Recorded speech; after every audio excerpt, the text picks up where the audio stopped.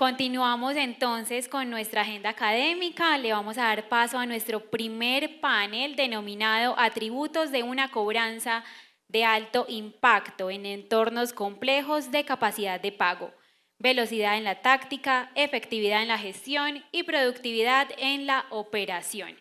Este panel va a estar a cargo de Pilar Guevara, Alicia Soacha, Alejandro Figueroa, Lía Enan, como moderador, y los invitamos entonces a subir al escenario mientras entonces les voy leyendo un poco de cada uno de ellos. Pilar Guevara es abogada, magíster en finanzas corporativas, con 22 años de experiencia profesional en el sector financiero, en entidades como Banco Colpatria, Financiera Juriscop, Corfi Colombiana y actualmente en la Dirección de Riesgo Crediticio en Finanzauto, liderando áreas comerciales, crédito y cobranza en banca personal y pyme. Su éxito se ha basado en consolidar equipos de alto rendimiento con alta orientación al cliente y al resultado. Alicia Soacha es economista con maestría en negocios y especialización en finanzas y mercadeo, con más de 20 años de experiencia en el sector financiero y de servicios de buró, particularmente en la gestión de riesgo de crédito y en el diseño e implementación de estrategias de administración de portafolios de crédito de consumo. El propósito profesional de Alicia es ayudar a entender problemáticas de negocio de riesgo de crédito para diseñar soluciones que generen rentabilidad de forma fácil y ágil. Por su parte, Alejandro Figueroa es administrador de empresas, MBA Executive de INALDE, con experiencia laboral en entidades del sector financiero, en áreas de crédito y cobranza, servicio al cliente, centros de contacto. Ha participado además en la ejecución y gestión de proyectos para la implementación de áreas como ventas telefónicas, cobranzas, servicio al cliente, aprobación de tarjetas de crédito, gestión de la calidad, entre otras. Experiencia que le ha permitido desarrollar habilidades en la dirección y liderazgo de equipos de trabajo, orientación al cliente, logro de resultados, creación de estrategias, toma de decisiones, resolución de problemas, gestión y desarrollo de personas. Lía Enan es ingeniera industrial, ella es nuestra moderadora, es máster en dirección y gestión financiera de la Fundación EOI, es máster en administración de empresas con énfasis en negocios internacionales del TEC de Monterrey, cuenta con más de 40 años de experiencia, actualmente se desempeña como socia de Global Corporate Advisory en Grow GCA y ha sido presidente de la Central de Inversiones CISA, vicepresidente de crédito de Findeter y socia de Configura Capital. También directora nacional de soporte al cliente y directora nacional de canales masivos de distribución de Celumóvil, Bell South, y gerente de varias entidades financieras. Lía actualmente es miembro principal de la Junta Directiva de Instituciones Financieras y Empresas Reconocidas. Adelante entonces. Bueno, muy buenos días a todos. A mí realmente me siento muy agradecida y orgullosa de poder moderar este panel con estos tres grandes personajes de la industria y poder compartir hoy y discutir en un momento tan retador. Lo estábamos escuchando en la intervención de Brian, cuál es la perspectiva de país, de economía a la que nos debemos enfrentar y preparar. Y hoy hemos tratado de encontrar en el mundo donde la principal frase que creo que acuñamos hoy es la liquidez es el rey. Beatriz empezó este panel, este evento diciendo que el foco principal debía ser la liquidez en momentos de dificultad y teníamos que desarrollar habilidades para ser mucho más ágiles en la toma de decisiones y la concreción de los negocios y para empoderar a los equipos precisamente para no perder el momento de oportunidad donde hay los recursos para resolver una deuda. En este escenario tan retador y tan difícil, lo que yo percibo inicialmente es que todas esas fuerzas externas nos están presionando y nos están llevando hacia un momento donde tenemos que ser innovadores, creativos, aprovechar la tecnología y desarrollar nuevas habilidades. Y en ese entorno a los que nos ha llevado ese esa cantidad de fuerzas exteriores, creo que la principal está siendo la inflación y las tasas de interés, como lo concluimos también en la presentación magistral de Brian. En ese sentido, con esas dos variables, muchos clientes lógicamente se están viendo perjudicados para ponerse al día, para atender, como es su costumbre, los créditos de manera oportuna, y vienen rodando y aplazando los pagos, haciendo un rollover de las cuotas.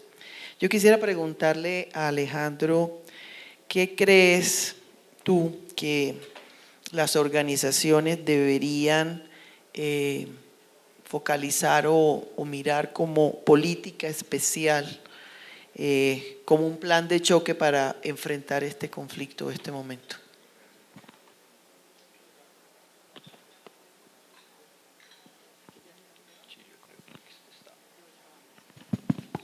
Listo. Ahí. Buenos días a todos. Muchas gracias también a Ciclo de Riesgo, perdóname, a Beatriz por esa invitación. Y pues, yo venía motivado, venía tranquilo diciendo, no, este año va a ser mejor, lo peor ya pasó, este año pasado fue horrible, ya este año cambia y todo empieza como a tomar otro curso, pero con la charla de Brian, todo mal. Entonces, volvemos otra vez, todo está, como estaba diciendo él, este primer semestre va a estar muy complicado, seguramente el segundo puede mejorar en algo, pero ya de una vez nos anticipó 24 y 25 sin inversión, no tenemos una buena expectativa en adelante. Entonces eso nos trae un problema y pareciera que los que hacen presupuesto asisten a otras charlas, porque los que hacen presupuesto la cartera tiene que crecer, la provisión tiene que bajar, el margen tiene que subir y la utilidad tiene que dar. Y eso nos deja a las áreas de cobranzas y todos los que estamos aquí en este foro en el ojo del huracán, porque por un lado nos piden, usted no se puede salir del presupuesto de provisiones, usted tiene que recuperar lo que más pueda de cartera castigada, porque eso es directo PIG. Entonces nos deja en este punto en el que tenemos que tener mucha creatividad, mucha innovación, para ver esa flexibilidad en políticas, cómo la traducimos en que los clientes nos paguen. Y finalmente es un tema de velocidad, de agilidad, porque tenemos que ir a mirar las atribuciones, por ejemplo, tenemos que flexibilizar las atribuciones, tenemos que empoderar a la gente que está negociando con el cliente para poder dar una respuesta más ágil, porque no podemos tener un proceso de 3, 4, 5 firmas para poder dar una respuesta de si yo acepto o no acepto una negociación. Entonces, ese tipo de políticas, ese tipo de atribuciones tienen que surtir, y eso viene desde alta dirección, porque normalmente en las entidades financieras esto debe venir casi que desde junta directiva, esas atribuciones. Entonces hay que mover todas estas líneas y de una manera muy rápida para poder, en el momento de verdad, que cuando se está negociando con ese cliente, poder llegarle con una propuesta que se ajuste a esa capacidad de pago que veíamos ahora que está muy afectada por todo el tema de inflación. Entonces está por un lado ese tema de agilidad, por otro lado nosotros hemos tenido que ver lo de ampliaciones de plazo, eso es súper frecuente como medidas para poder mitigar un poco esta situación en la que estamos. Disminuciones de tasa, eso también es una de las herramientas que tenemos actualmente para poder compensar en algo ese desfase que hay en el flujo de caja del cliente, porque sí, en varios análisis que hemos hecho, ese tema de la inflación está afectando muy fuertemente a personas que están entre 1 y 2 ingresos de salario mínimo. Ahí es donde la inflación más duele, porque primero como o pago servicios o pago deudas.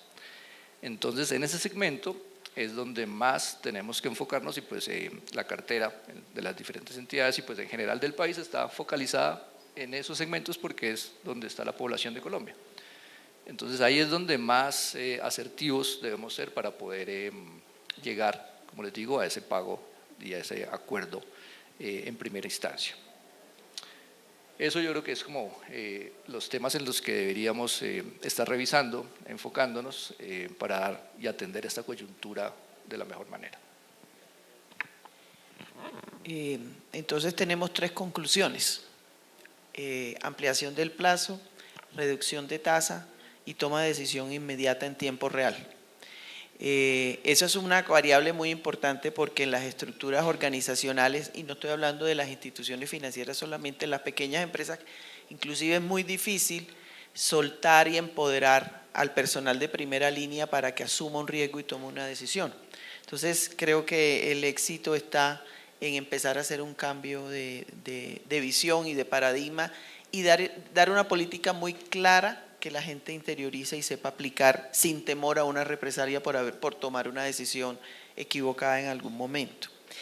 Pero como estamos en este momento tratando de entender las fuerzas externas, hay una que a nosotros nos frena mucho y es todo el marco normativo que está asociado a la gestión de la cobranza, de la recuperación, al respeto a la información del cliente, a las medidas y a los permisos para poderlo contactar y toda esa serie de normas que impone la superintendencia de financiera, la superintendencia de servicios, depende del sector donde la empresa se mueva, los procedimientos y las interpretaciones internas de los equipos jurídicos dentro de las empresas establecen una cantidad de restricciones que afectan una gestión eficiente y rápida de la cobranza en todas sus etapas de mora.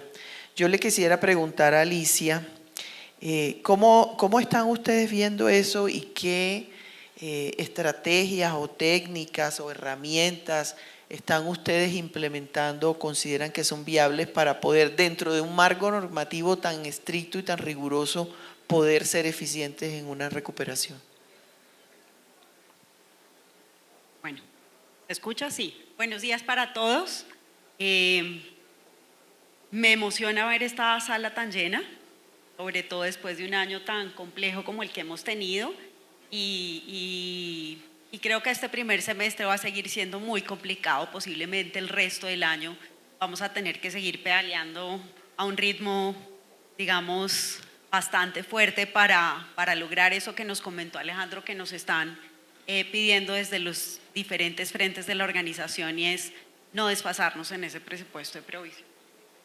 Creo que el año anterior pues se terminó de consolidar todo el tema de la ley 2300, la ley Dejen de Fregar, ¿cierto?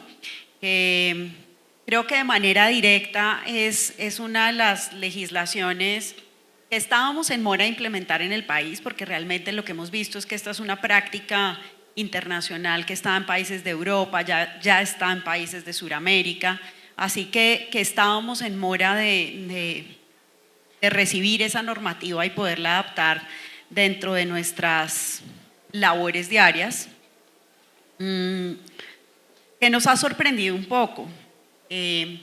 Y es nosotros, de hecho, trabajamos con muchas entidades financieras al final del año anterior, un poco tratando de hacer la interpretación de esa ley 2300, la manera en la que le íbamos a dar aplicabilidad.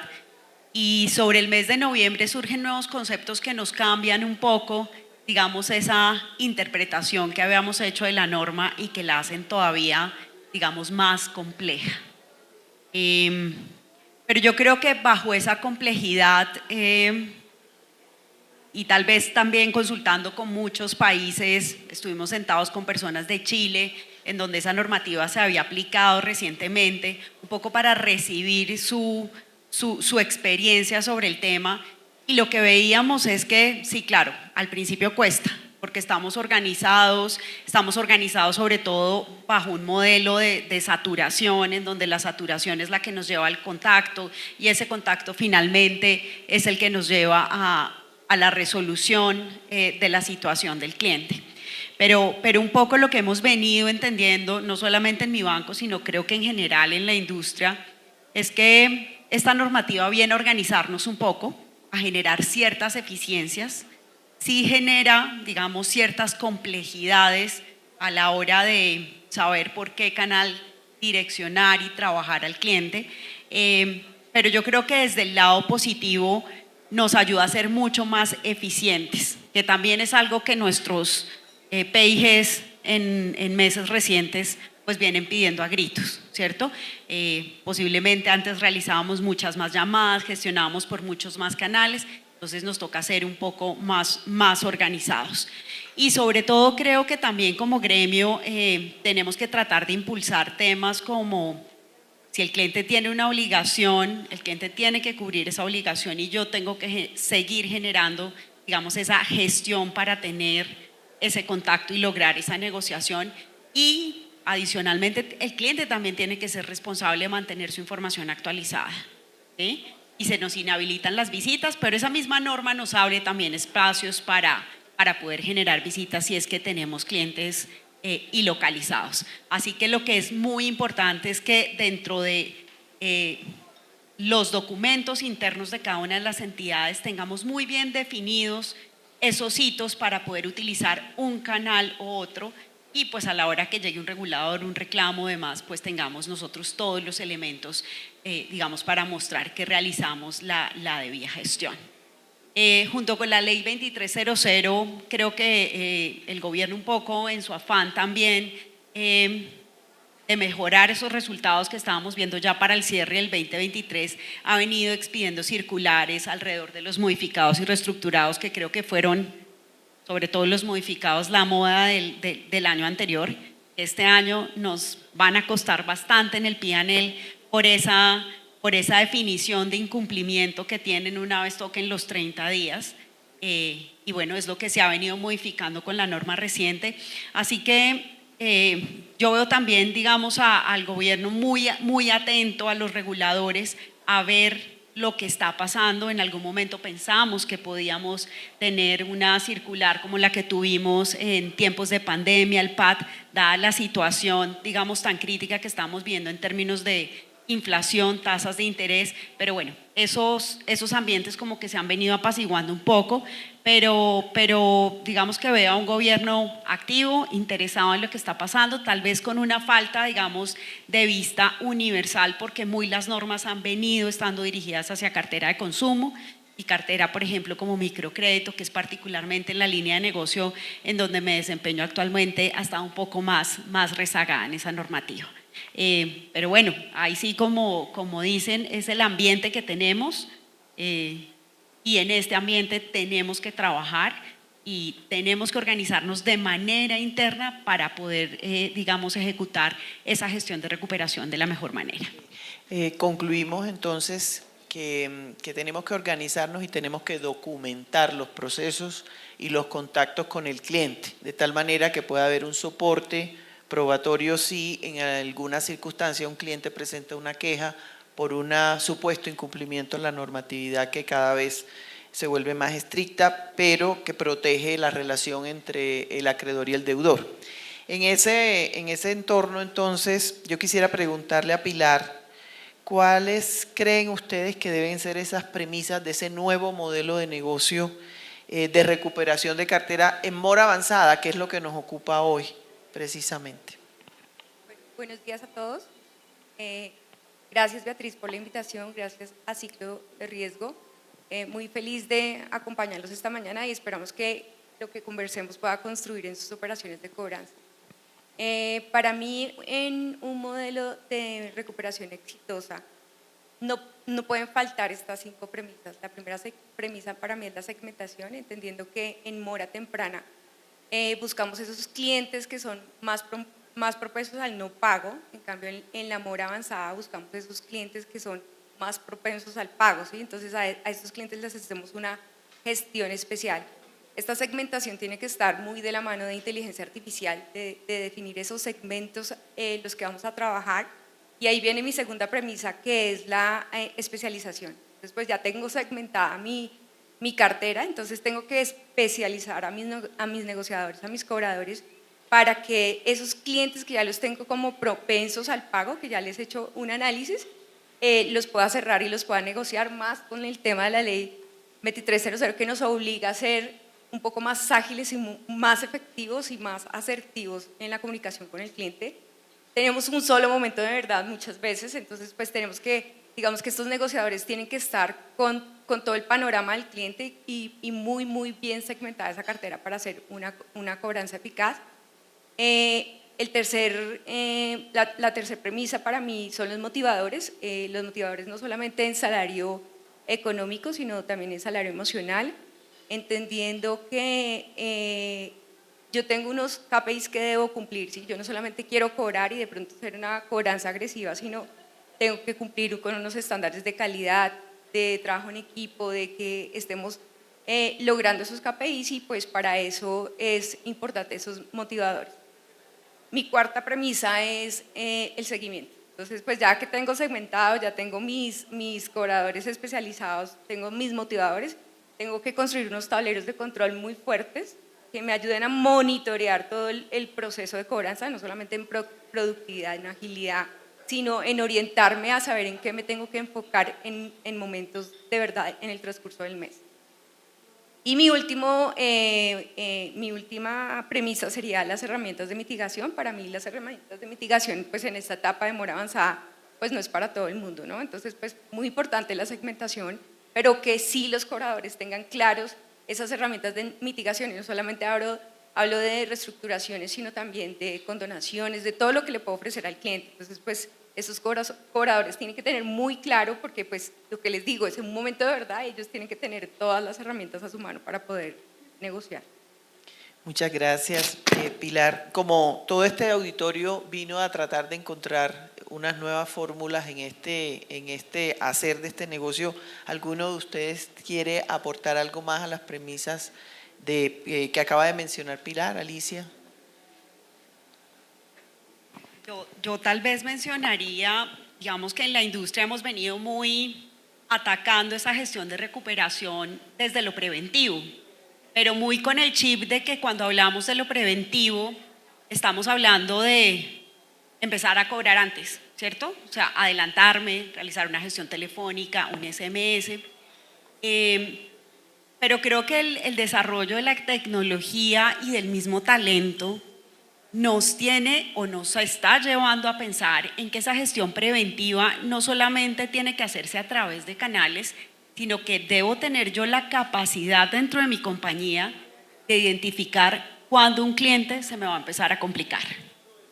Esa es realmente la gestión preventiva en la que debemos estar focalizados hoy, a través de perfiles, a través de… Y yo no hablaría todavía de temas tan avanzados como inteligencia artificial, sino simplemente la analítica, unos árboles de segmentación que me permitan identificar que ese cliente empezó, por ejemplo, a hacer una alta utilización del sobrecupo de su tarjeta de crédito, que está tomando avances, que empieza, digamos, a crecer de manera acelerada su endeudamiento en el buró de crédito, ese tipo de cosas. Hacia eso debemos trabajar como entidades, a tener de manera preventiva una visión del cliente y llegar con una solución oportuna, porque también mucho de lo que nos sucede es que esperamos a que el cliente esté muy complicado para poderle ofrecer algo. Es decir, a un cliente que está al día no se le ofrece una herramienta de mitigación, no se le pregunta si tiene alguna dificultad para cumplir con esa fecha de pago que tiene establecida. Entonces, debemos, con esos síntomas tempranos que podamos empezar a ver, identificación de clientes que se nos pueden complicar, estar en capacidad también de adelantarnos y entregar esas herramientas de mitigación de las que hablaba Pilar de manera proactiva y temprana. Mil gracias. En una industria como la nuestra, donde la vida útil de los equipos es larga, y sobre todo de los líderes y de las cabezas de esos equipos, vamos encontrando que cada vez nos apegamos más a las viejas maneras o a lo que siempre hemos aprendido que nos ha dado resultado. Y estamos hablando en este momento de un momento profundo de cambio, donde los paradigmas son diferentes, donde las premisas tienen que cambiar.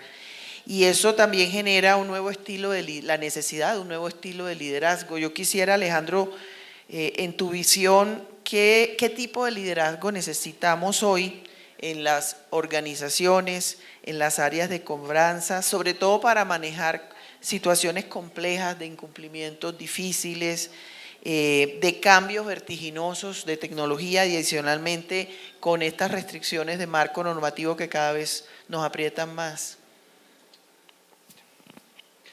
Bueno, pues el rol del liderazgo en este momento debería ser adaptación, porque lo que acabas de mencionar, hay un entorno de mucho cambio. Estamos como en una transición de la banca tradicional a la banca digital, de la cobranza tradicional a la cobranza digital, y estamos como en ese momento del medio, donde tenemos empresas de cobranza que quieren ser digitales, y hay nativos digitales, empresas de cobranza nativas digital, que requieren un tema de banca tradicional o de cobranza tradicional para complementar ese modelo. Entonces, esa adaptación de los modelos de negocio a esa transición que estamos viviendo en el mercado, de tradicional a digital, pues requiere un modelo y un liderazgo full en adaptación. Un modelo que requiera también mucho tema de cambio, que esté muy dispuesto a hacer cambios rápidamente, a la innovación. Hablábamos ahora de tecnología. En la cobranza avanzada hay que empezar, cobranza avanzada de 90 para adelante que hablábamos, hay que meterle mucho tema de tecnología, de canales, de analítica. Necesitamos saber, por ejemplo, qué clientes están disminuyendo sus ingresos con anticipación para poder entrar con esas ofertas. Necesitamos saber qué clientes están quedando sin empleo. Necesitamos saber cómo están por fuera pagándole a otras entidades, tanto del sector bancario como del sector real. Y toda esa información y toda esa data requiere tecnología para poderla masear, para poderla aprovechar, para poder sacar estrategias y ofertas que nos dirijan muy bien hacia lo que necesitamos. Entonces, ese es el rol del líder que yo veo en este momento. Necesita pues la industria y en general las entidades. Cambio, adaptación, innovación. Eso es tener open mind, ¿no? Porque los líderes rápidamente aceptar que el mundo nos está cambiando y que tenemos que adaptarnos, que tenemos que ser gestores de cambio y que además tenemos que adoptar tecnologías que tal vez los que ya estamos un poquito más avanzados en edad no se nos haga tan fácil. La juventud ahora es mucho más dada a entender y adoptar la filosofía, la tecnología, y rápidamente. A nosotros nos cuesta un poco más solo el aprendizaje. Pero como el líder tiene que cambiar, los equipos también tienen que cambiar y tienen que desarrollar otra serie de talentos, porque el líder solo no logra eso. Y yo sí quisiera preguntarles a Alicia y a Pilar, ¿cuáles 3 talentos o destrezas ustedes preponderarían en un equipo de trabajo, en su personal, para poder generar exitosamente ese nuevo estilo de liderazgo y lograr los resultados? Yo tal vez me voy a devolver un poquito retomando esa pregunta que hiciste antes y ya me regreso a esta. Y yo creo que desde la cadena o el lugar en el que nos encontramos en las organizaciones y es ese punto de recuperación de cartera, como líderes tenemos una herramienta súper poderosa y es fomentar en nuestros equipos el tema del propósito. Creo que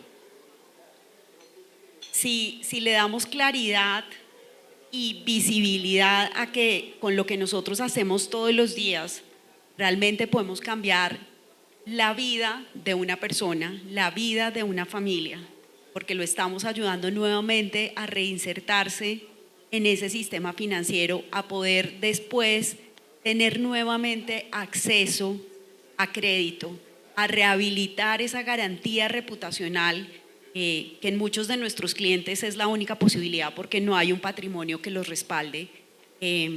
Realmente podemos marcar una diferencia importante.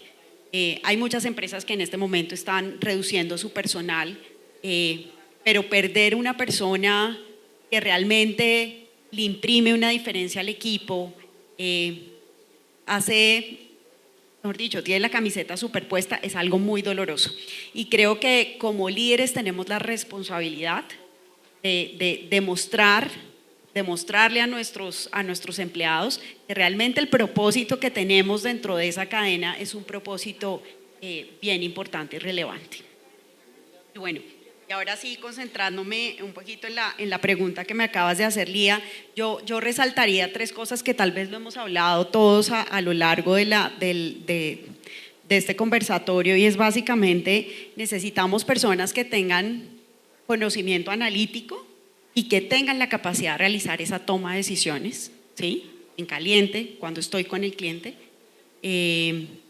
Y tal vez no cuando estoy haciendo la gestión telefónica, el tema del conocimiento analítico es clave, tal vez en una etapa previa, en una etapa de back office, en donde estoy haciendo la inteligencia, entonces yo resaltaría esas.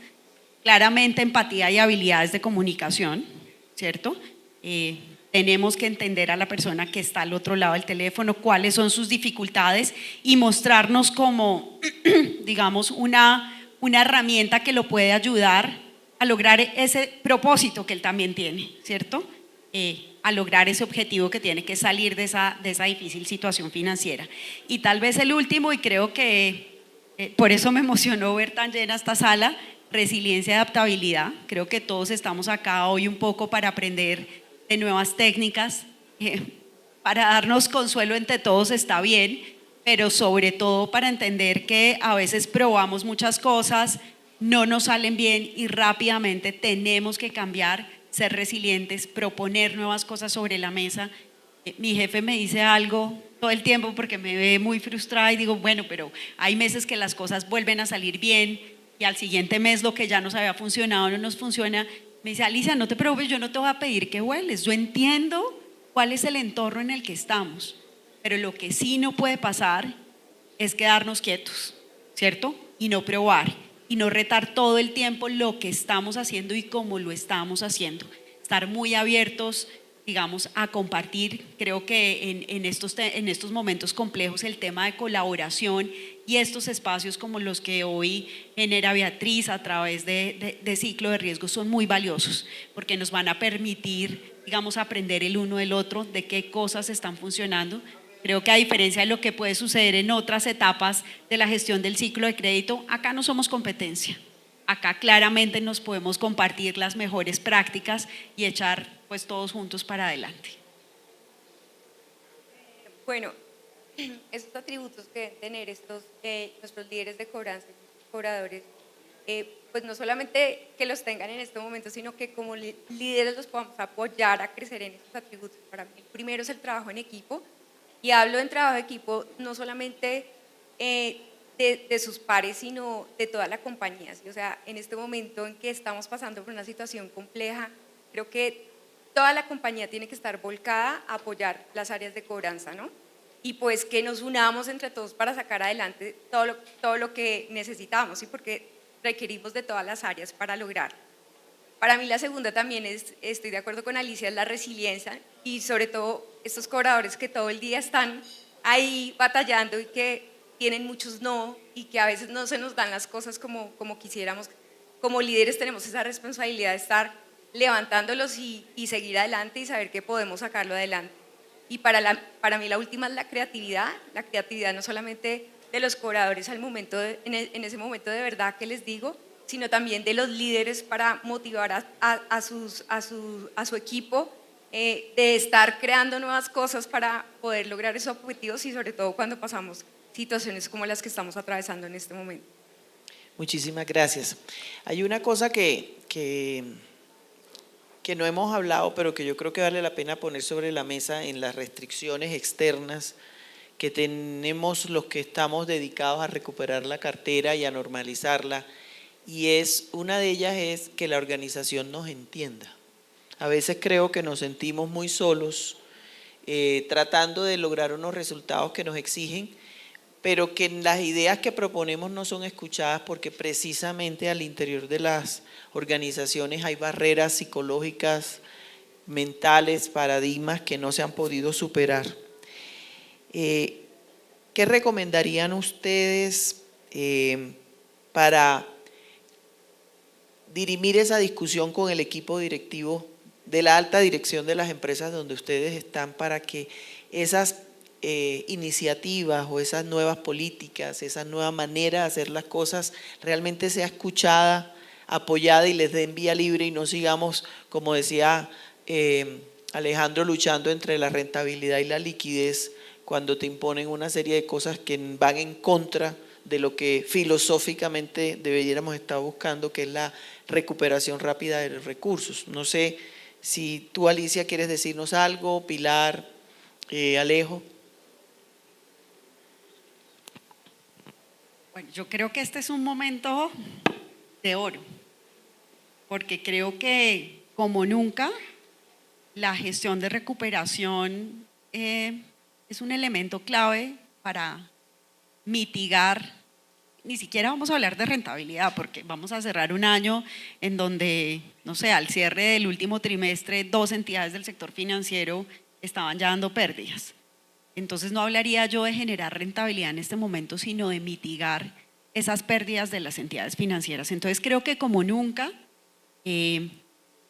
ese comité ejecutivo, esa junta directiva, tiene claridad sobre lo importante y el valor que puede generar un área de recuperación.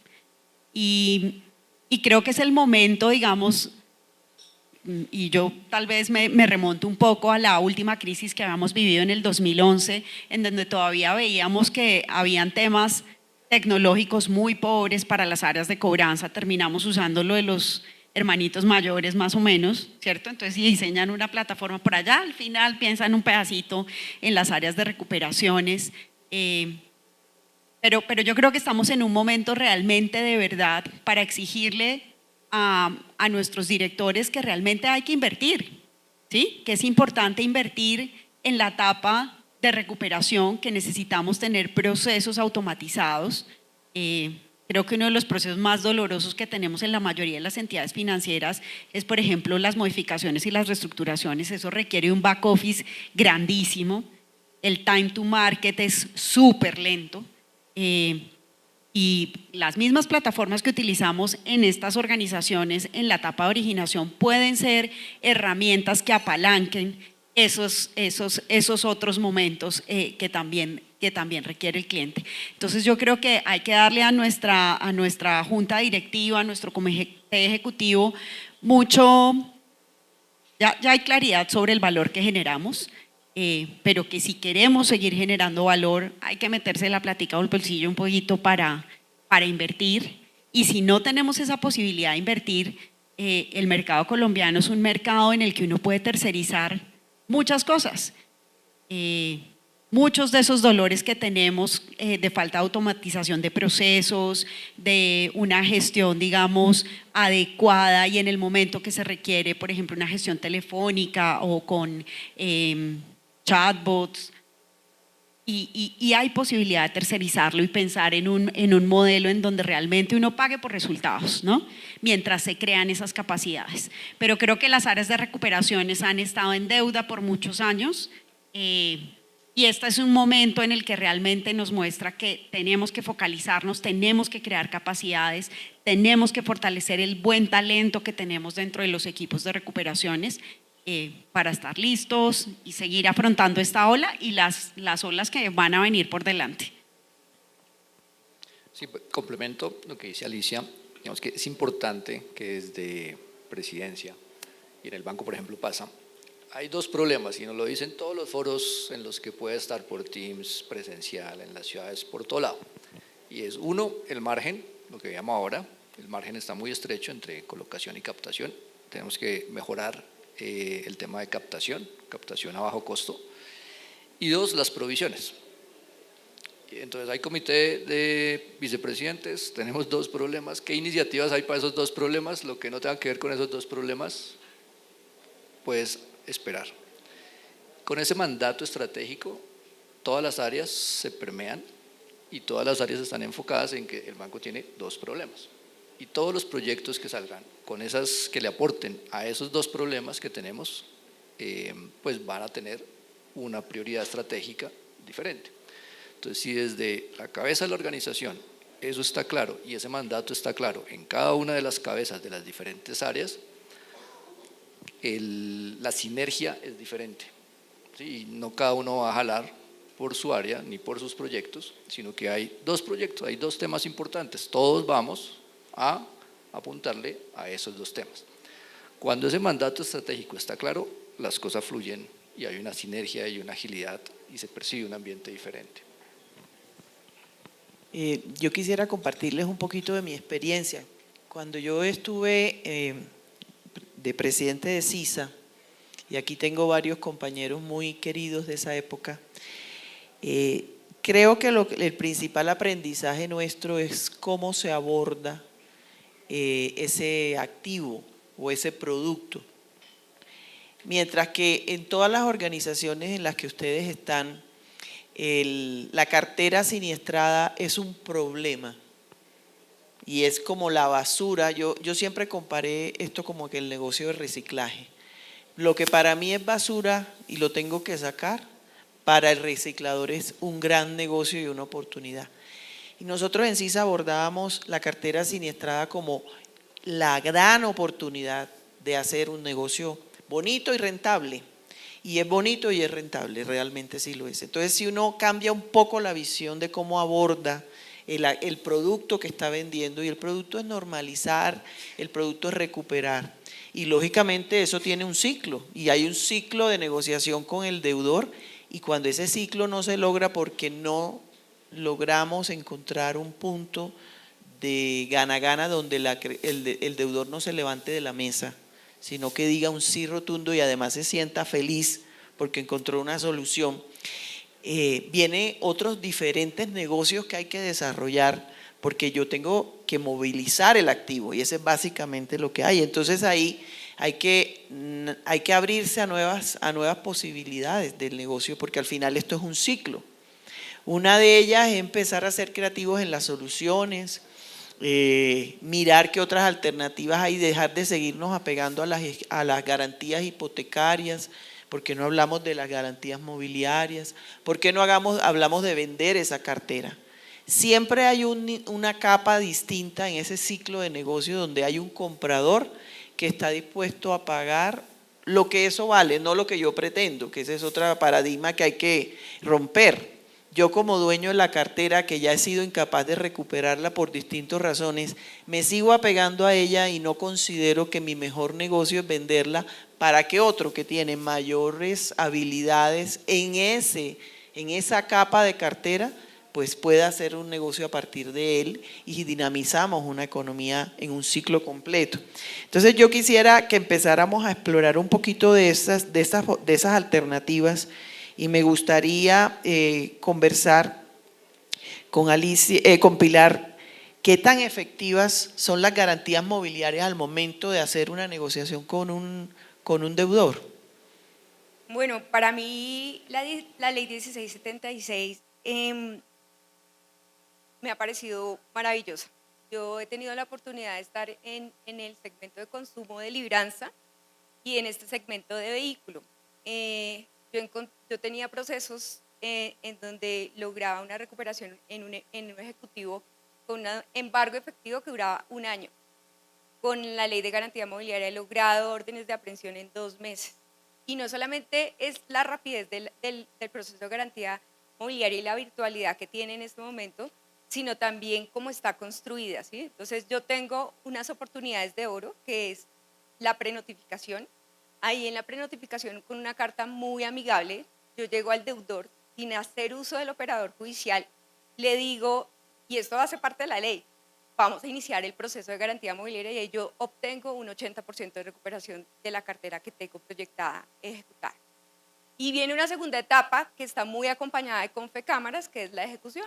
Cuando yo activo la ejecución, Confecámaras activa un correo notificando al cliente de la ejecución y eso también automáticamente dispara al cliente a la negociación, al pago. Entonces, eso sí tenemos que estar muy atentos con la comunicación con el cliente, pero realmente a mí el tema de garantía mobiliaria me parece que ha sido un buen proceso y nos está funcionando perfecto a nosotros. ¿Qué no nos explicas un poquito al auditorio? Porque tal vez algunas personas nunca han abordado el tema de la garantía mobiliaria.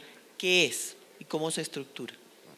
Bueno, en garantía mobiliaria firmamos un contrato el contrato de prenda, que antes teníamos el contrato de prenda o garantía mobiliaria en vehículo específicamente, o también se hace en maquinaria, me da la posibilidad, yo realizo este contrato de garantía y lo inscribo en Confecámaras. Entonces, cuando lo inscribo en Confecámaras, digamos que me da una posibilidad más rápida de la recuperación de la garantía. No es el proceso ejecutivo, que yo si inicio el proceso ejecutivo muchas veces tengo que terminar el proceso ejecutivo para si el cliente, voy a hacer una negociación con el cliente en el proceso de garantía mobiliaria, yo le puedo dar la oportunidad nuevamente al cliente de que cayó en mora por alguna situación particular, inicié el proceso, activé mi proceso de garantía mobiliaria y puedo cancelarlo e iniciar cuantas veces quiera ese proceso de garantía mobiliaria. Entonces, digamos que como está construida la norma, ¿sí? con todo este tema de publicación en Confecámaras, hace que realmente sea un proceso fácil y rápido, además virtual, ¿no? Porque estamos iniciando todos los procesos de garantía de forma virtual. Entonces, pues realmente es muy poderoso el tema de garantía. Vale, muchísimas gracias. Bueno, hablemos un poquito de la venta de la cartera. Yo creo que en la época pasada, la poscrisis de finales de los 90, pues el gran dinamizador del negocio de la cartera, de la venta de cartera fue Sisa. Y después de esa experiencia que era solo aplicada a la banca pública, los bancos privados también empezaron a vender su cartera a otras entidades que empezaron a nacer y hubo una ola de grandes compradores y recurrentes de cartera. Ese es un negocio que no ha terminado de madurar, en mi criterio, porque siempre los precios en Colombia nunca se han estabilizado como se estabilizan en un mercado maduro. Entonces siempre hay una expectativa de precio alto en el vendedor y eso dificulta un poco que ese negocio fluya de manera más ágil y más recurrente. No habíamos tenido venta de cartera empresarial en muchos años porque no estábamos enfrentándonos al momento actual. Había algunas ventas de cartera de consumo, pero lo que estamos observando todos es que vamos a enfrentarnos en el segundo semestre de este año a un mercado naciente o reactivado de ventas de cartera. Y yo quisiera, Alejo, conversar un poquito, que miráramos un poquito qué premisas deberíamos tener en cuenta, no solo el comprador, sino el vendedor, en este ejercicio de empezar a empaquetar y a vender portafolios de cartera o a vender créditos de manera individual a compradores. ¿Qué beneficios podría representar esa figura para las partes? ¿Qué riesgos estaríamos enfrentando? ¿Cómo podríamos mitigarlo? ¿Y cómo podríamos hacer que este mercado fuera un mercado dinámico y fuera muy eficiente? Bueno, entonces, beneficios, pues hablemos de beneficios para el cliente primero. Entonces, el cliente puede llegar a tener unas ofertas de negociación mucho más favorables, es probable, con ese tercero que con el mismo banco, porque ahí hay un tema de riesgos, pasamos a los riesgos, un riesgo reputacional que vemos desde bancos hacer unos descuentos muy agresivos en unas condiciones no tan favorables para el banco, entonces eso puede ser un beneficio al cliente. Beneficio para el banco, pues que entra un shot al ingreso, una recuperación anticipada de esos flujos de efectivo, de recuperación. En cuanto a riesgos que vemos, está el tema de PQRs, o sea, hay un riesgo en la cantidad de reclamaciones que lleguen de los clientes por esa venta que se hace. También hay un riesgo reputacional, porque pues finalmente la cartera era del banco. Hay que ver el trato y la gestión y la forma como se está haciendo ese cobro, entonces ahí podemos tener un riesgo reputacional que lo vemos. Esos son como beneficios y riesgos, básicamente lo que vemos en general de ese proceso de venta. Ya la operatividad de cómo se hace eso, pues es más un proceso estructurado de entender muy bien y segmentar qué se quiere vender, en donde yo ya exprimí lo que tenía que exprimir y sé que la recuperación de eso no va a ser pronto ni fácil. Entonces, escoger muy bien esos segmentos de clientes que quiero vender, hacer un proceso de valoración muy juicioso para saber realmente lo que mencionabas ahora, el precio, cuánto voy a esperar por esa cartera que estoy vendiendo. y esas curvas de recuperación se están castigando fuertemente, sobre todo por la recuperación del último año, porque hemos tenido contacto con gente que dice que hasta el 50, 60 y hasta el 70% de la recuperación se ha caído. Entonces eso castiga esas curvas de recuperación y lo que vemos es que en los primeros años de esa venta de cartera la recuperación disminuye y ya luego lo que estamos esperando es que a futuro, en 3, 4 o 5 años, esos márgenes, esas curvas de recuperación mejoren y compensen lo que no se está haciendo en este primer o segundo año de la venta como tal. Luego de tener esa valoración, escoger un aliado que permita, que brinde como esa confianza y ese proceso recurrente de ventas, porque la camisa no se pone una sola vez y esos procesos son recurrentes. Entonces ya dentro de un presupuesto hay un estimado de cuánto es lo que en cada año se va a vender o cuánto es el ingreso que se espera por esa cartera que hay.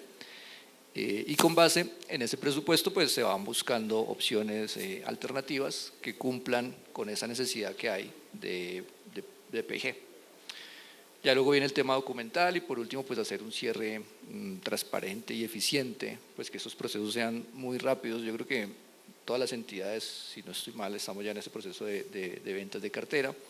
Ya eso se vuelve como del BAO un proceso dinámico que normalmente fluye, que ya está estructurado, y considero que la base de ese proceso es la confianza que se genere con esos aliados, porque finalmente son procesos, como lo menciono, recurrentes. Entonces ya para un proceso de venta de cartera no debería ser un megaproyecto que involucre a un equipo muy grande de gente, sino que ya es un proceso más que se hace 1, 2, 3, 4 veces al año de manera recurrente, donde ya simplemente es correr un proceso, hacer los análisis, montar el contrato, hacer la firma, que entre la plata, que se cierren las obligaciones, paz y salvos. Todo esto es súper rápido, pero eso tiene por dentro mucha complejidad y mucha logística. Pero ya yo creo que eso ya estamos un poco más maduros en ese sentido y pues es básicamente eso. Sí, yo creo que para todos nosotros, y no solamente para el sector financiero, para el sector real, la alternativa de vender cartera es una alternativa interesante en todos los sectores. Lo importante es concebir que al final yo no abandono las carteras porque ya no pude lograr nada con ellas, sino que todavía hay un valor. Ahí es que poder identificar mediante esas metodologías de valoración que menciona Alejandro el valor correcto de la cartera, porque al final la utilidad para quien compra la cartera está en el precio que paga por ella, en el precio de compra. Porque si se forza a pagar más allá de lo que la cartera vale, en su gestión de recuperación no va a ganar dinero. Probablemente puede perder o no lograr los márgenes de rentabilidad de un negocio que tiene una tasa de riesgo más alta que la de la colocación normal o de la originación. Nosotros en Crow, la práctica que yo lidero, acompañamos a los empresarios y a las entidades financieras a estructurar los portafolios, a valorarlos, a armar los procesos, a hacer la debida diligencia de documental, todo lo que se necesita para que el proceso fluya y no tengas toda esa carga operativa, y tiro la cuña aquí a todo el equipo, pero con mucho gusto, tenemos mucha experiencia en eso y podemos apoyarlos. Yo quisiera cerrar este panel con una última pregunta, porque todo esto tiene que terminar en un aprendizaje. No puede ser que dentro de una misma organización todos estemos desarticulados y cada cual vaya mirando lo que es de su interés. Entonces el área comercial va consiguiendo clientes, logrando negocios, colocando recursos. El área de riesgo va perfilando y reperfilando de acuerdo a cómo están saliendo las cosechas, y el área de normalización va luchando contra ver lo que se cayó, cómo lo puede recuperar y normalizar, sin que no fluya un know-how, un conocimiento que enriquezca los resultados de todos. Yo quisiera preguntarles, y arrancaría por Alejandro y Pilar, y si Alicia se quiere sumar, ¿cómo consideran ustedes que se puede establecer esos canales de retroalimentación al área comercial, al área de riesgos y desde el área comercial y del área de riesgos, cosa de que inclusive cada vez lleguen menos créditos al área que ustedes lideran y se puedan tomar decisiones a tiempo oportunas. Yo no llamaría preventivamente, sino poder identificando dónde están esos semáforos que me van mostrando a mí como comercial, qué es lo que debo no mirar o mirar u ofrecer o no ofrecer al cliente para evitar el tsunami, como lo llamo yo.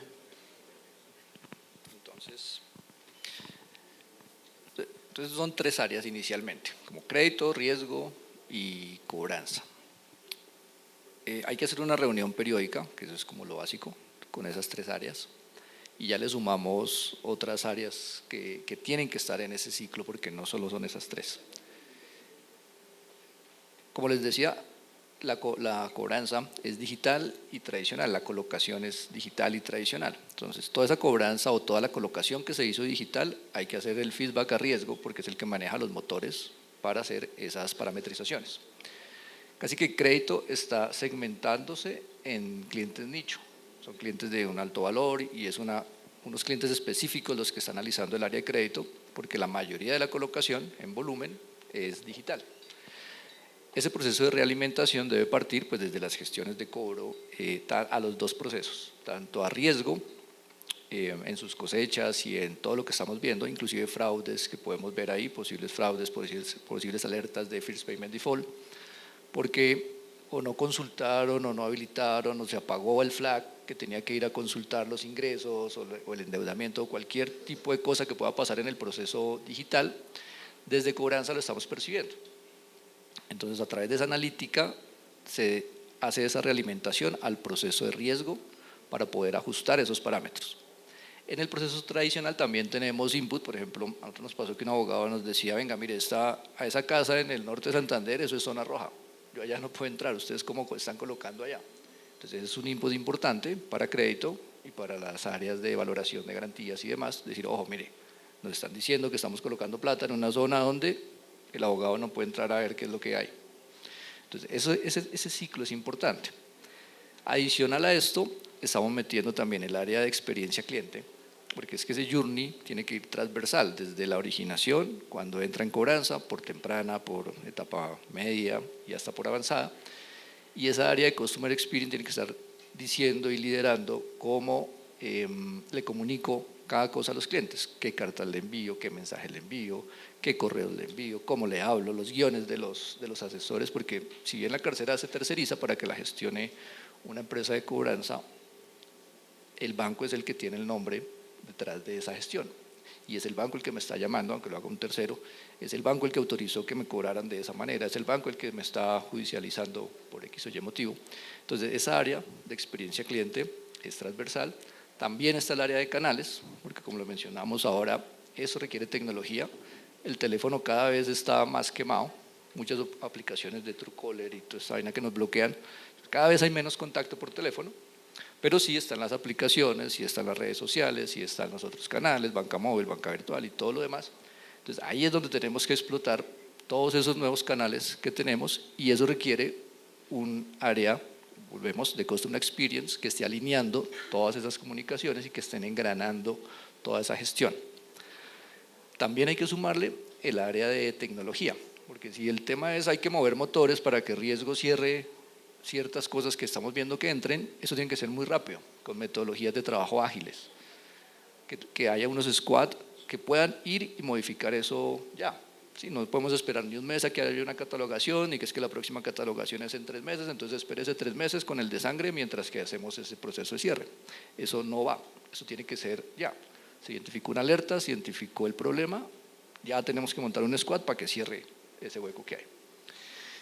Y por último, en esas sinergias, porque como te decía, no vemos solo 3 áreas, sino vemos muchas más, también está rentabilidad, porque estamos haciendo ofertas, estamos haciendo descuentos, estamos bajando tasas, estamos ampliando plazos, estamos haciendo de todo, y eso tiene un costo financiero que alguien tiene que decir cuál es el límite y hasta dónde vamos. Y eso también nos ayuda inclusive a montar unas ofertas diferentes, porque antes decíamos, hoy no, estamos dando mucho descuento, o no, definitivamente por este lado no es porque eso nunca se ha hecho. Pero cuando se hace un análisis de rentabilidad, puede ser que estemos haciendo costo eficiente la oferta porque estamos o reversando provisiones o evitando provisiones. Y cuando se hacen todos esos casos de negocio, tanto para tecnología, para todo lo que hablamos ahora, puede que sea mejor dar ese descuento grande, dar esas disminuciones de tasa importantes, que no hacerlo. Y es viable financieramente. Entonces esa área también es importante en todo este ecosistema y en todas estas sinergias que hay entre todas las áreas. Pregunta me encanta. Yo en mi experiencia profesional muchos años fui comercial.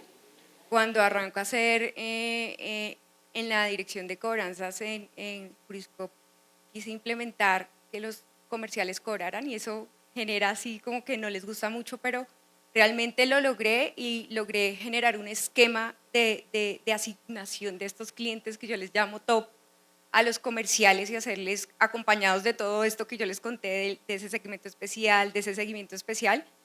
Y logré cosas maravillosas porque pues yo me sentaba con los comerciales, usted tiene estos 5 clientes, no tengo que asignarle toda la cartera. Estos 5 clientes, ¿qué pasó con estos clientes? Miremos cómo fue la colocación. En regionales esto es maravilloso porque los gerentes, los comerciales son muy cercanos a los clientes, los tienen ubicados. A veces uno desaprovecha esa información que tienen los comerciales para contacto con los clientes. Este modelo también lo implementé en donde estoy en este momento y ha sido fabuloso y ya se convierte en un hábito. O sea, yo todos los meses les asigno a los comerciales su top 10 de los negocios que tienen que ayudarme a recuperar y que nos sentamos en un comité a revisar cómo fue que presentó ese negocio. Y pues yo también tengo el área de riesgo, ¿no? Entonces, ¿cómo presentamos este negocio? Y también los fraudes, ¿qué pasó acá? Entonces creo que sí es un aprendizaje continuo y asignarles cartera para cobro, creo que es el hit en Coral. Muchísimas gracias a ustedes, Alejandro, Alicia, Pilar. Creo que ha sido un panel muy interesante, muy agradable. Mi conclusión final es que estamos en un momento de cambio muy retador y muy interesante en nuestro negocio. Segundo, que si bien lo que esperemos que llegue a estas áreas de normalización de mora avanzada debe ser lo mínimo de la originación, aquí hay una oportunidad muy grande de hacer un proceso rentable para las organizaciones, que estamos aquí para apoyar el propósito de la liquidez y que acuérdense de la crisis, las empresas que se salvaron eran las empresas que habían protegido su flujo de caja. Entonces, a veces toca hacer sacrificios para recuperar la caja más rápidamente y creo que ahí está el quid del asunto. A todos ustedes muchísimas gracias. No sé si tienen algunas preguntas para los panelistas. Si alguien tiene alguna pregunta, levanta la mano, le pasamos el micrófono y por favor se presentan con su nombre, su cargo y la empresa a la que pertenecen. Hola, muy buenos días a todos. Mi nombre es Rodrigo Jaramillo, estoy en GoContact. Y yo quería haceros una pregunta muy concreta, ¿vale? Escuchamos a Brian hablándonos de la situación económica, todos hablamos de la adaptación a las nuevas leyes, al control del negocio, al fraude que estamos viviendo porque todos tenemos algún familiar que le ha llegado un SMS fraudulento y a una parte muy importante, experiencia cliente y experiencia empleado. Yo os quería preguntar, ¿cuáles son los retos tecnológicos que os estaréis encontrando para poder asumir todo este mundo entero que nos está cayendo? ¿Quién de ustedes quiere contestar? ¿Retos tecnológicos? ¿Cómo os acompaña la tecnología para poder asumir todo este reto que tenéis? Porque tenéis 50 puertas abiertas al mismo tiempo. Bueno, pues hay un aplicativo Core que creo que tienen las entidades y desde ese aplicativo Core pues, se administra todo el tema de cartera. Yo creo que aquí la dificultad es que como tenemos varias empresas terceras que son las que finalmente hacen la gestión, entonces habrá una gestión centralizada, una asignación centralizada, unas directrices centralizadas, pero ya cada tercero es el que pone esa tecnología a funcionar. Y en esa medida el proveedor o el tercero que tenga esa mejor integración entre canales, porque ahora hablábamos de omnicanalidad, el que tenga el marcador con el WhatsApp, con los correos, con los SMS, todo eso integrado cumpliendo la 2300, seguramente es el que va a tener más oportunidad de lograr los resultados de una manera más eficiente. ¿Sí? Entonces, pues, digamos que en mi caso, nosotros toda la gestión la hacemos tercerizada, desde un día de mora hasta el fin. Entonces, el componente tecnológico de cara al banco, pues no es importante, no tiene ese foco en tecnología.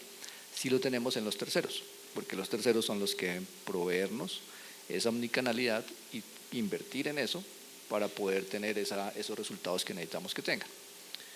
Y finalmente, pues todas las empresas y los abogados que están aquí presentes, pues lo saben, y al final esto es por resultados. El que mejor resultado tenga, pues es el que más cartera va a tener. Entonces, el que más invierta y el que más tenga sincronizada esa tecnología en su compañía es el que va a ir un paso adelante. Yo tal vez agregaría lo que tenemos al otro lado del teléfono, lo que tenemos al otro lado de esa gestión y el canal que estemos utilizando. Creo que tomando también un poco las palabras de Pilar, hay el tema de la segmentación y el entendimiento de cómo quiere mi cliente que yo me acerque a él, va a ser valioso. Porque al final lo que tenemos que garantizar dentro de nuestras entidades es que la cartera ha estado muy complicada. Por muchos años los bancos crecieron a través de los clientes existentes y siguen creciendo a través de los clientes existentes, y ese es el mayor capital, y estas tienen que ser relaciones de largo plazo, ¿sí? Entonces lo que requerimos entender también como entidades es esa persona con la que voy a hablar, ¿cómo quiere que le hable?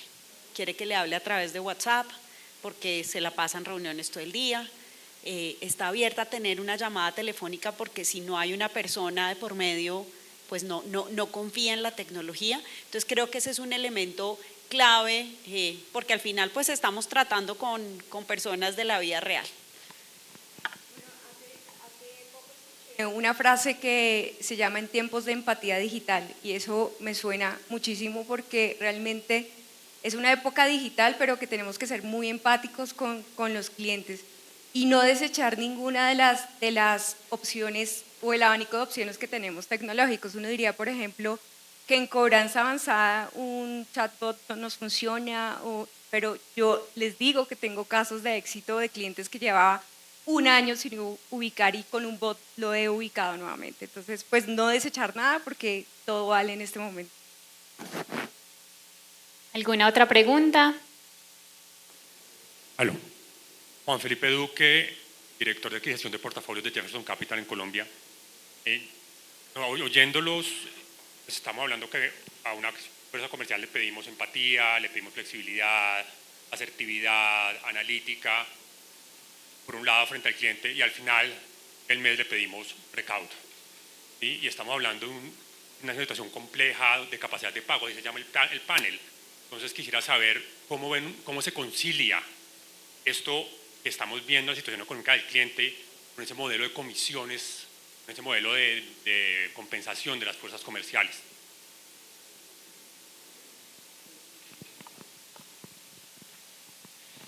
¿Cómo se concilia? Pues hace poco, en diciembre del año pasado, justamente hicimos un cambio porque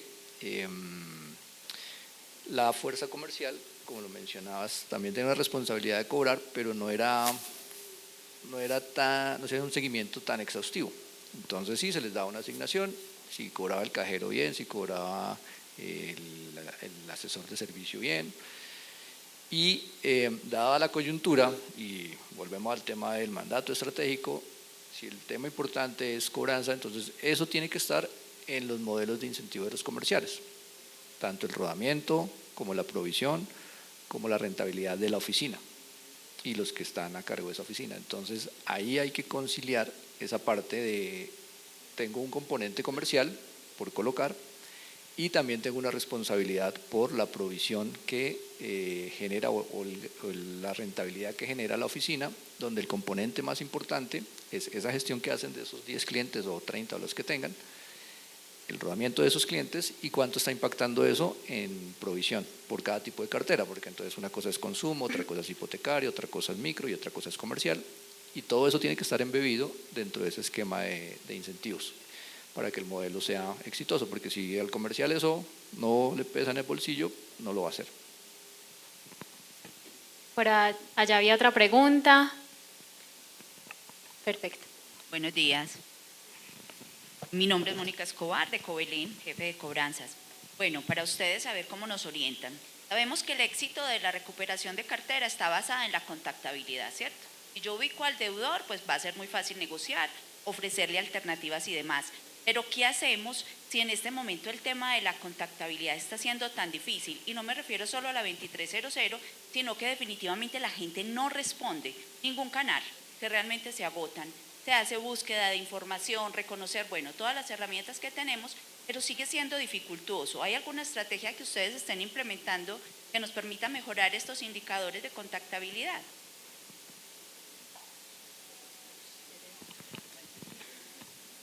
Bueno, yo creo que particularmente en la entidad en la que yo estoy, hemos venido trabajando en dos frentes que nos han venido dando ciertos resultados. Y uno es un equipo de Skip y No Contact, digamos, especializar un equipo dentro de la compañía para que pueda buscar incluso en las mismas bases internas. El negocio en el que yo estoy es un negocio de microcrédito, es un negocio, digamos, relacional, en el que, digamos, relacional y además en donde tenemos alta movilidad de nuestros clientes, ¿sí? Y esa relación que se crea entre quien coloca y quien recibe el crédito, pues es súper valiosa y casi que es mucho más fácil lograr esa cobrabilidad o esa recuperación a través de ese gestor que realizó la colocación y no cambiarlo de persona. Entonces lo que hemos venido haciendo un poco a partir de la ley 2300, en donde dijimos, bueno, usted gestiona unos clientes, nosotros gestionamos otros, la contactabilidad se nos ha venido poniendo un poquito más difícil, pero entonces con ese grupo específico de Skip y No Contact definimos un hito de no contactabilidad después de haber estado intentando por diferentes canales. Si no logramos contactar a ese cliente, pasa a ese equipo y ese equipo con bases de información interna y las herramientas que igual mencionaste, reconocer y demás, trabaja ya no en un modo predictivo, sino en un modo preview, tratando de hacer la búsqueda de ese cliente. Y una vez lo tiene, pues digamos, lo pasamos para realizar esa gestión de cobro. Eso por un lado. Y yo creo que ahí, a la pregunta que hicieron hace un momento, también la tecnología es súper importante, porque hay clientes en los que no logramos su contactabilidad por la misma situación en la que se encuentran. Entonces yo creo que dejar, por ejemplo, en nuestra landing page links para que los clientes busquen un contacto, nos definan la hora en la que podamos llamarlos, el medio que tengamos que utilizar para lograr ese contacto es algo valioso. Esa es otra cosa que nos ha venido a nosotros también funcionando en los últimos meses, disponibilizar, digamos, herramientas para que no sea una búsqueda de nosotros hacia el cliente, sino que en el momento en el que el cliente esté dispuesto a negociar, lo traemos. Y mandarle muchos caramelitos, creo que también tenemos que trabajar mucho en marketing, mandar piezas bonitas, poderosas, que realmente inciten al cliente a empezar a tener una conversación y a generar ese contacto y que el contacto venga más de él que de nosotros hacia él. Bueno, muchísimas gracias a todos nuestros panelistas. Qué pena, Una más. última Ok, pregunta. la última pregunta, adelante. Gracias. Feliz día para todos. Mi nombre es Carlos, soy consultor de inteligencia artificial en BOSI. Y quería preguntarles, mi pregunta es como que se compone de dos cosas. La primera es si actualmente están implementando alguna solución para mejorar la eficiencia en la recuperación de cartera con inteligencia artificial. Y si es así, ¿cómo superaron esas barreras que a veces uno se choca frente a organizaciones un poco tradicionales? Porque a veces implementar tecnología es combatir con una serie de barreras psicológicas, como ustedes mencionaban anteriormente. Entonces me gustaría como saber un poquito esa experiencia, con qué barreras se chocaron y cómo las superaron.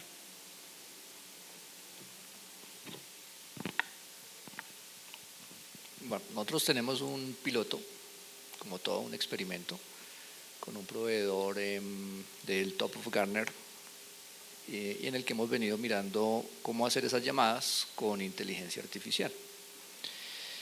No ha sido fácil, llevamos más de 9 meses trabajando en eso y pues mira que barreras casi no hemos tenido más allá de limitaciones de presupuesto, los temas técnicos de integración, pero en este momento el tema de moda es inteligencia artificial, entonces el que llegue a hablarle de inteligencia artificial a la alta dirección, ya como que es lo que hay que hacer, entonces ¿qué es lo que hay que hacer? Venga a ver y empecemos. Entonces yo creo que es un buen momento, el ambiente es propicio para meternos en ese tema, y no solo en este tema de las llamadas, sino también en asistentes para los asesores, para que la capacitación sea mucho más fluida, para que la respuesta sea mucho más efectiva, sobre todo el entrenamiento a asesores nuevos.